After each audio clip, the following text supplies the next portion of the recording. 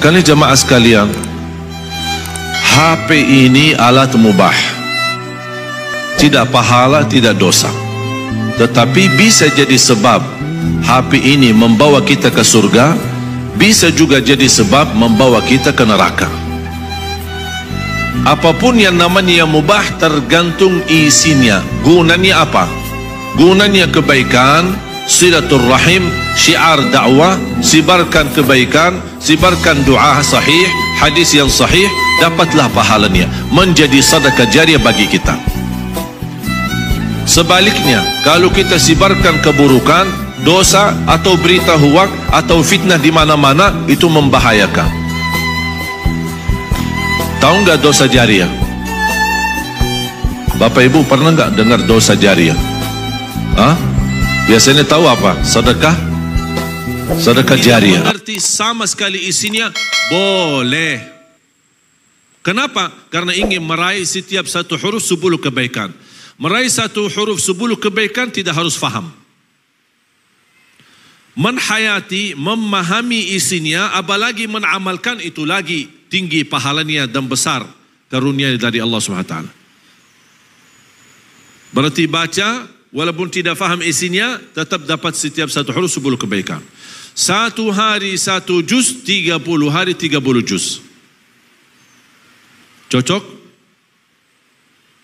Siap? Kita tidak akan mampu membalas jasa Nabi Muhammad sallallahu alaihi wasallam. Jujur saja jamaah sekalian yang dimuliakan Allah Subhanahu wa taala. Salah satu ikhtiar, setiap saya berkesempatan ke Solo, wajib bagi saya mampir ke masjid ini. Buat apa? Tidak ada urusan dunia, tidak ada kepentingan, hanya berkeinginan menjaga silaturahim kepada keluarga Nabi Muhammad. Itu saya lakukan karena Nabi Muhammad. Saya ingin nanti di hari kiamat beliau memanggil saya, inilah hamba yang suka menjaga keluargaku, yang suka silaturahim kepada keluargaku. Itulah hadiah yang kita mampu memberikan kepada Rasulullah, mencintai keluarga Nabi Muhammad sallallahu alaihi wasallam. Wallahi bakal dicintai oleh Nabi Muhammad sallallahu alaihi wasallam. Sampai satu saat insya-Allah kita termasuk orang-orang yang mendapatkan syafaat Nabi Muhammad sallallahu alaihi wasallam di hari kiamat. Saya harap mulai hari ini sudah siapkan kotak amal di rumah.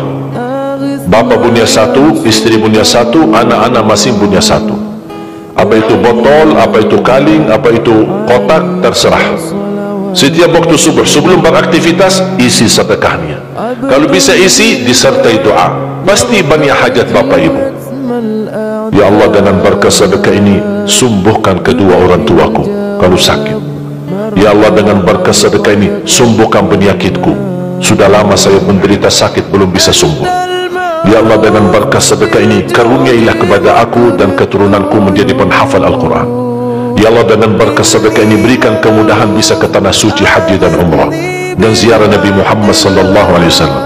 Ya Allah, dengan berkah sedekah ini anakku sedang ujian, termasuk anak-anak, ajarin anak isi sedekah, anak doa, ya Allah saya lagi ujian, mudahkan ujian saya. Dan 4 hal yang menjaminkan banyak rizki, bukan memudahkan rizki. Tolong Bapak Ibu hafal, 4 hal, bukan menjaminkan rizki, bukan memudahkan rizki, tidak. 4 hal mendatangkan rizki kemari. Dan 4 hal, bukan Allah kasih kemudahan berarti kita berjalan mencari rizki Allah kasih, tidak. Bukan dikasih kemudahan, tapi di mana saja kita ada, posisi kita di mana saja, Allah datangkan rizki kepada kita. Yang pertama, qiyamul lail, salat malam. Yang kedua, berbanyak istighfar waktu sahur. Kalau anda tidak salat malam, jangan tinggalkan istighfar waktu sahur. Waktu sahur kapan? Kira-kira 30 menit sebelum azan. Disitulah Allah sendiri memuji. Allah bangga dan senang terhadap orang yang sahur. Sampai ulama berkata, tidak ada ibadah yang terbaik di waktu sahur selain istighfar. Jadi boleh baca Quran, boleh salat malam, boleh zikir, boleh apapun, tapi yang terbaik istighfar. Fokus hanya istighfar. Astaghfirullah wa atubu ilaih, termasuk istighfar Allahumma anta rabbi la ilaha illa ant, yang Bapak Ibu tahu sayyidul istighfar, yang terutama, yang paling luar biasa. Allahumma anta rabbi la ilaha illa anta khalaqtani wa ana abduka wa ana ala ahdika wa wa'dika mastata'at a'udhu bika min syarri ma sana'at abu'u laka bi ni'matika alayhi wa abu'u bi dhanbi faghfirli fa innahu la yaghfiru dhunuba. Ya Allah, kalau kita fahami doa ini luar biasa. Oleh karena itu kata Rasulullah, barang siapa yang membaca sayyidul istighfar kemudian di malam hari dengan keyakinan dia meninggal habis baca istighfar, masuk surga. Masuk surga. Berarti ini salah satu doa yang menjaminkan dengan mudah masuk surga. Jadi 4 hal yang mendatangkan rizki, bukan kita mencarinya, dia yang datang kemari. Apalagi saat mencari lebih mudah. Qiyamul lail, salat malam. Tapi dalam bahasa, mohon maaf Bapak Ibu, dalam bahasa Arab disebut qiyamul lail. Bukan salat, tapi kalau diterjemahkan dalam bahasa kita salat. Tapi kenapa di situ qiyamul lail? Diberikan qiyamul lail, qiyam artinya berdiri. Kesempatan untuk berbakti baik terhadap orang tua yang sudah tidak ada. Artinya yang sudah dipanggil oleh Allah duluan, yang sudah meninggal dunia. Apakah masih ada kesempatan dalam ajaran Islam untuk kita bisa berbakti baik? Alhamdulillah, masih ada kesempatan. Dengan taubatan nasuha, ikhlas, kita kembali kepada Allah Subhanahu wa taala, masih punya kesempatan untuk berbakti baik dengan 2 amalan. Yang pertama, bersedekah. Bersedekah atas nama orang tua kita, di mana saja berada. Sedekah seberapapun dan apapun, dimanapun. Saat anda bersedekah, walaupun sebungkus nasi untuk orang miskin, walaupun santunan sederhana untuk anak yatim, atau sedekah kita saat salat Jumat di kota amal, di masjid-masjid, jangan lupa saat anda menggerakkan sedekah itu, ya Allah, aku mohon pahala sedekah ini untuk kedua orang tuaku, untuk ibuku, untuk bapakku. Karena di situ luar biasa manfaatnya bagi mereka. Karena ada tugas malaikat, begitu kita sudah bersedekah atas nama mereka, akan sampai cahaya yang begitu indah dan luar biasa dahsyatnya untuk kedua orang tua. Begitu mereka menerima cahaya itu, mereka bertanya, ini apa dan dari mana? Kata malaikat, ini sedekah dari anakmu yang ada di dunia. Disitulah mereka mulai senyum. Dan disitulah Allah angkat, kalau mereka lagi susah dalam kubur, Allah angkat digantikan dengan rahmat. Dan Allah angkat dan menjadikan tempat yang gelap mereka itu menjadi tempat yang makmur dengan cahaya berkah sedekah kita. Oleh karena itu, setiap anda bersedekah, saya usulkan jangan lupa orang tua kita. Yang kedua, doa. Doa termasuk amalan yang sudah diterangkan oleh Rasulullah sallallahu alaihi wasallam. Termasuk juga sedekah sudah dicontohkan Rasulullah SAW. Sebagaimana ada seorang datang kepada Rasul, ya Rasulullah, aku punya orang tua sudah meninggal, apakah boleh saya bersedekah atas orang tua? Kata Rasulullah, fatasaddaqa anha. Ibunya sudah meninggal, tapi Rasul membolehkan, silahkan bersedekah atas nama ibu. Doa termasuk doa teramalan yang diijabah dan dikabulkan. Seorang anak yang salih yang mendoakan orang tuanya, termasuk salah satu sunnah Nabi kita Nabi Muhammad sallallahu alaihi wasallam.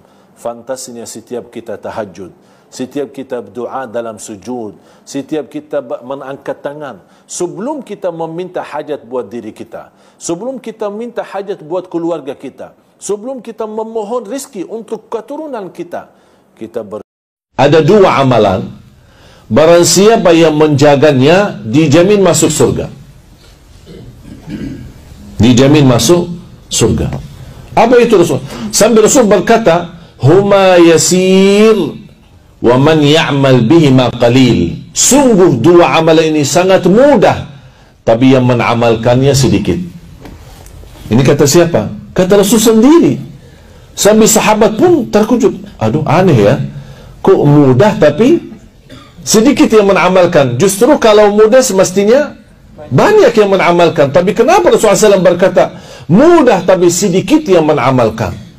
Sahabat pun bertanya kepada Rasulullah SAW.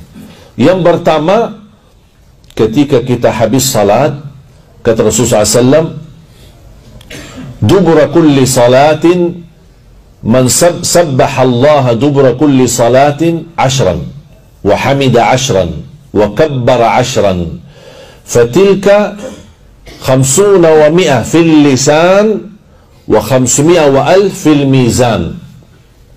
Rasulullah SAW bersabda, mengucapkan subhanallah 10 kali habis salat ini, 10 kali subhanallah, alhamdulillah 10 kali, Allahu Akbar 10 kali. Kata Rasulullah SAW, dalam ucapan 150, tapi di timbangan di sisi Allah sebagai pahala 1500. Sekarang orang bertanya, tadi saya bilang apa? Subhanallah 10, alhamdulillah 10, Allahu Akbar 10. Tapi kenapa Rasulullah SAW bilang total 150? Semestinya total berapa? 30. Kira-kira apa? Gimana hitungannya, matematika? 31 kali 5 waktu 150. Berarti yang dimaksud Rasulullah SAW dalam ucapan selama 5 waktu salat. 150 dalam ucapan lisan, tapi 1500 di timbangan, di buku amal. Luar biasa. Disebut dalam hadis tersebut. Yang kedua, ketika mau tidur, kata Rasulullah SAW, baca subhanallah 33, alhamdulillah 33, Allahu Akbar 34. Fahiyya mi'atun fil lisan wa alfun fil mizan. Karena dia dalam lisan ucapan hanya 100, tapi di timbangan di sisi Allah 1000. Dan kata Rasulullah SAW di ujung hadis, siapa yang berdosa 2500 satu hari. Tadi berapa? 1000.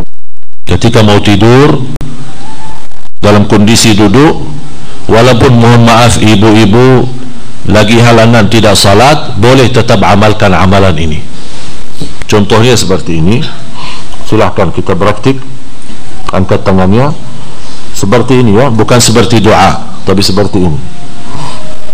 Dan dibacakan di dalamnya, A'udzubillahi minasyaitonirrajim, Bismillahirrahmanirrahim, Qul huwallahu ahad, Allahus samad, lam yalid wa lam yulad wa lam yakul lahu kufuwan ahad. Bismillahirrahmanirrahim, Qul a'udzu birabbil falaq, min syarri ma khalaq, wa min syarri ghasiqin idza waqab, wa min syarri an-naffathati fil 'uqad, wa min syarri hasidin idza hasad. Bismillahirrahmanirrahim, Qul a'udzu birabbin nas, malikin nas, ilahin nas, min syarril waswasil khannas, alladzi yuwaswisu fi sudurin nas, minal jinnati wan nas. Makanya saya sering mengingatkan jamaah, apapun kesibukanmu, buru-buru, ada meeting, ada janji, tidak bisa bertahan lama di musalla atau di masjid, paling tidak habis istighfar, Allahumma antas salam wa minkas salam, sampai selesai, baca langsung ayat kursi. Baca langsung ayat kursi. Habis itu silahkan bobar, bebas. Terus zikir-zikir habis salat gimana? Tak apa-apa, sambil jalan. Subhanallah, subhanallah, subhanallah. Naik motor, jalan kaki, naik mobil, sambil jalan. Alhamdulillah, alhamdulillah, alhamdulillah, Allahu Akbar, Allahu Akbar. Tapi jangan sampai tertinggal ayat kursi habis salat. Jaminan masuk surga. Masa tak mau masuk surga cuman karena baca ayat kursi? Man qara ayat al-kursi dubura kulli salatin, barang siapa yang membaca ayat kursi setiap habis salat, dijamin masuk surga. Tidak ada sesuatu yang mampu menghalanginya kecuali menunggu mati. Ada orang bertanya, boleh enggak saya baca Al-Quran tapi saya tidak memahami isinya sama sekali? Saya jawab, boleh. Ada orang lagi tanya, boleh enggak saya baca Al-Quran tapi saya tidak baca terjemahannya? Saya jawab, boleh. Boleh enggak saya baca Al-Quran tapi tidak menhayati isinya? Saya jawab, boleh.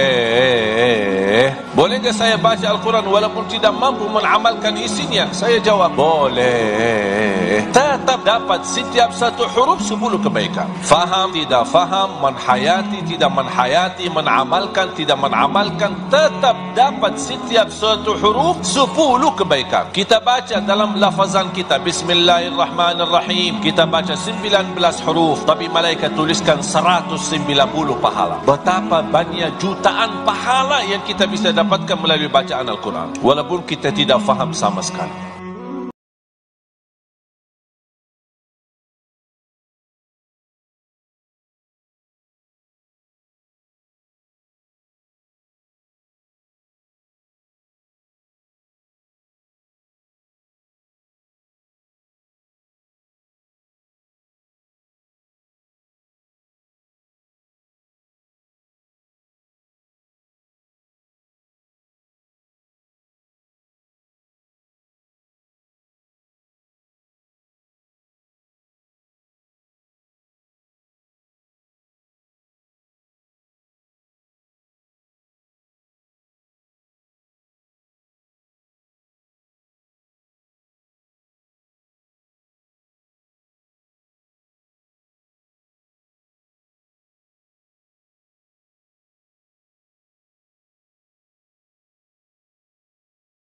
Jalan kaki di mana?